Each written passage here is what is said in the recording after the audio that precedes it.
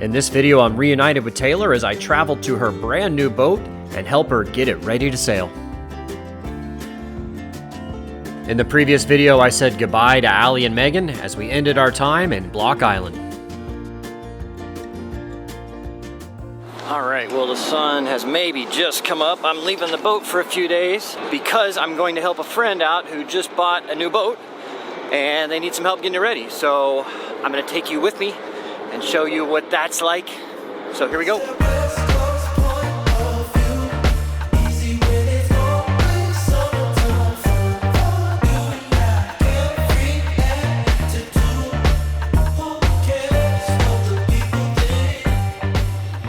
Okay, so the person who I'm coming to help that bought this boat is none other than Taylor. Hi guys. So it's really exciting too, because a big milestone coming up tomorrow, maybe? Yeah, I'm like a couple hundred away from 100,000. Yeah, so really, I'm so proud of you. That's awesome. You're really good. Thanks for coming. Sure. So we're gonna help you get your boat squared away and get you ready to go sailing. Yeah. All right, let's take a look. You can kind of give us a tour. She's starving, I'm starving. We're gonna eat lunch and we'll do that later, but we'll give you a tour and all that. All right, here it is. It's a 1994 Catalina Morgan. It's 38 feet long, and it's my new home. All right. You've got a little bird poop problem here, I think. Oh, so bad.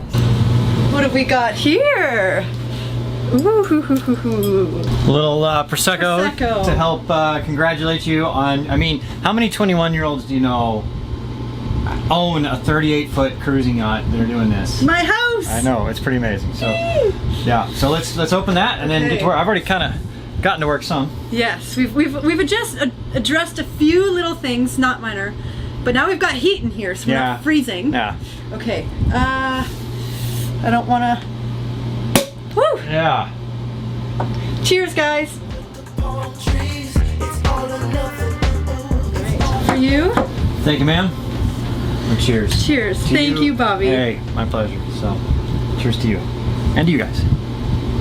I mean, you guys are the biggest part of making this happen. So thank you all very, very much. I'm sure most of you already subscribed to her channel, but if you're not, do it. She's got. You should be. Yeah, you should be. It's Taylor's Travels. You guys can make the difference in my 100,000. Oh yeah, yeah. I mean, she's almost 100,000. Well, by the time this comes out, you'll be well over it. Yes. Yeah. So, Exactly. yeah. Hopefully. Yeah. So, all right. All right, Taylor. So it's time for you to give us a tour.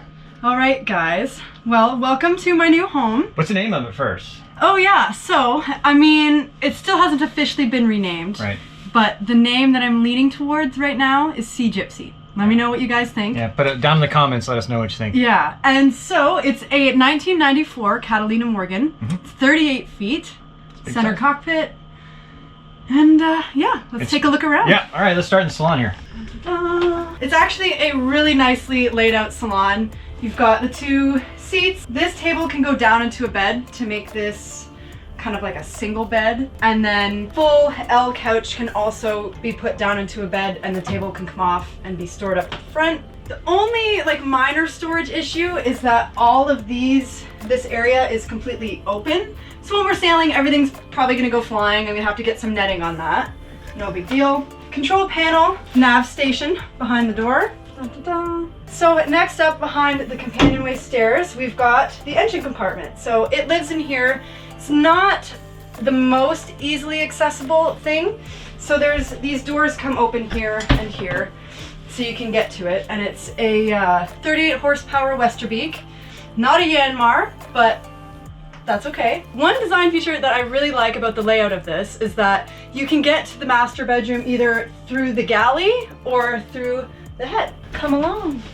Also a very nice layout. You've got your double sinks on this side, manual freshwater pump, and freezer, fridge, storage all the way along. Only a 2-burner stove, but it is on a gimbal, which is great. And then just kind of like a pantry storage under here. So now we need to go back where the magic happens in the bedroom, in the aft master cabin. Yes. All right, let's do it. Well, here it is. It's a full queen size bed. Main feature for me that I love. If this is gonna be my house, I don't want to be sleeping with my master bedroom in a V-berth. So you've got lots of headroom here. It's actually 6'4" headroom all throughout the boat, which is amazing. This window leaks a little bit. This hatch leaks a little bit. No big deal. And then there is behind there also a huge, they call it the picture window, because you can open it right out and that's right to the back transom. Through here, I still haven't unpacked all my suitcases, but we've got the storage closet in here. There's storage on either side of the bed, and as well as shelves. So now going through to the master head, another amazing design feature. It's huge, it's massive. So you've got a full shower stall here where you can sit down, lots of storage, and an electric head. So no pumping back here for me, which is great. Yeah, and then you've got your sink, mirror, and there is the option for either fresh water or salt water, which is great because in a lot of areas like this, the seawater is really smelly and really gross. So to be able to have the option to use fresh water is amazing. And finally, moving forward into the V-berth, again, total headroom all the way throughout, and it's a nice big size V-berth. You've got a storage closet here that is full of spares and tools right now. And then another nice feature is that there's two heads. So forward cabin has its own head. So that head is a manual pump and it's only seawater. It doesn't have the option to use fresh water, which is fine, it works. But it's really nice to be able to have the feature of two kind of separate washrooms so that you're not having to, you know, walk through the boat or wake somebody up when you need to use the washroom and everything. So I'm very, very happy with the layout of it and I really love it. All right, so I've been here a few hours now working on the boat, getting like little odds and ends fixed up. I probably did Taylor a bit of a disservice when we were cruising together because I would fix things and I wouldn't really explain how I was doing that to her, you know what I mean? I probably should have been like, okay, this is how you do this, because now she's got her own boat, she's basically got to learn all this. So I've done quite a few things already too, and I've got a lot more to do. We have an autopilot sent over tomorrow. I'm gonna install that, and I'm gonna kind of talk her through these things as we go. But so far, I've already seen this valve right here. This goes either to the holding tank or overboard or however you want to do it there. And so that valve was broken. I replaced that. That's a really gross job. Ugh, so bad. So got the toilet working for her. There's a switch down here. She can either do freshwater or seawater flush, which is awesome. I think that's a great thing to have on a boat. Freshwater that keeps the smell way down. Another thing, so she's been on the boat a couple days already, is she was having trouble with her heater. She's got a reverse cycle air conditioning. It was just a through hole issue. Kind of walked her through that. Another issue was water pressure. There's a bunch of different valves underneath the boat that it is honestly a little confusing. So we kind of went through it and did all that. The one thing about the Catalina's side of things that I don't really like. It is really cool, right? But I don't like it also because a lot of these pieces are one molded piece, either out of fiberglass, whatever, so you can't just pull a panel out. Like, let me show you in the bathroom here. For aesthetics, it's awesome, right? You know, goes around all this, all one molded piece. So it looks really cool and it does save space. It really does save space. But the problem is, if I gotta get at something behind here, I don't even know how you do it. The water pump is behind this wall. Basically, I think to get at it, I have to pull the whole molded piece off on the other side. So that's a bit of a hassle. So the water pump lives behind this right here. And getting at it, basically you gotta pull this whole like panel off to get there. So it's not easy. So, but we got it working without having to pull that off. There's a lot of other things, little tiny things. We're gonna install her autopilot tomorrow, so I got to run wiring for that and run it into the panel here, so I'm going to go over all the electrical with that. I recently replaced the solar controller off my boat, so I brought my old solar controller and I'm going to install that. We don't have solar panels yet for her boat, but she's going to order them, so I'm going to pre-wire everything so then she can just hook it up and then run the wiring for the autopilot there to the helm. It's already got a switch here that we can do. So there's a lot to do just in a couple days. And she didn't know I was getting this for her, but she doesn't have any like offshore foul weather gear. Got her nice little Helly Hansen jacket. All right guys, I've been working on her new autopilot. Before I button everything away though, I wanted to show you just how hacked into some old boats can be. So I was taking apart the little nav pod here because I had to run a new electrical for the autopilot, which is right there. I'm telling you, somebody had spliced in some new wiring and it's ridiculous. Basically what they did is they soldered the little tiny wires together but then didn't tape them off, put any wire nuts or anything. They didn't use butt connectors, which you're supposed to do. I mean, that is ridiculous. So I will kind of fix that put this all back together, clean up a little bit, and I'm gonna show you the brand new autopilot we installed. So this is the CPT autopilot, referred by friends, actually MJ Sailing referred it to us. Basically, the problem with a lot of wheel mount autopilots is that they're not strong enough. Normally, like the Ray Marine version has like a little mounted, like small little motor that hooks up to a little pulley or crankshaft on the wheel, and it turns it. Well, that thing is notoriously not strong enough to handle anything bigger than about a 35-foot boat, and it really even struggles with those boats. So this is a CPT, not a sponsor or anything. They've had really good customer service, overnighted this thing to us. It's probably about a third the cost of a traditional like hydraulic autopilot as far as installation and everything, because downstairs we'd have to be welding or bolting on some stuff, and it'd be pretty difficult. This thing, it's pretty easy. You install it in a couple hours, no big deal. And it is strong enough to handle up to 50-foot boat, or maybe even bigger than that. They've tested it like on a 100-foot like old pirate ship thing or something. So pretty strong. The way it works is you got your control unit here. It's connected down to the motor box and all that. And in there, it also has like a flux compass, so it knows your heading. So it'll hold a heading, and you can tell it, you go port, left or right, you know, whatever. And then with a belt drive to the wheel that connects to the wheel and turns everything. Ideally, you want a little belt drive on the other side, that forward side of the wheel. It just is out of the way a little better, but there's not enough room because of this control panel for the engine. The way it works is it's got a little clutch down at the bottom that you pop in to engage, and then I will operate it for you. Here's me popping in the clutch.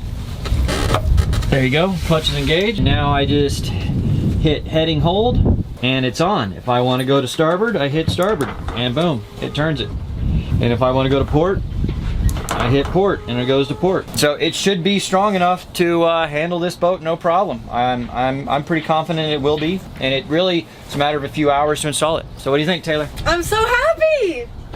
It's gonna make a big difference in, you know, if I ever am soloing or anything, having an autopilot is absolutely essential. So. Yep. Thank you very much for helping me install it. I appreciate it. Sure.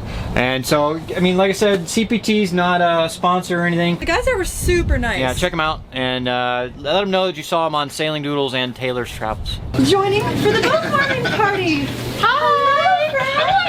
We brought bottles. Oh yeah. Well. All right, Taylor's having her first little boat welcoming party. Hello. Be my hand. So guys, let's cheers to Taylor and her new boat. Cheers. And 200,000 subscribers for her as well. Cheers. Yeah. So thank you guys. Thank you.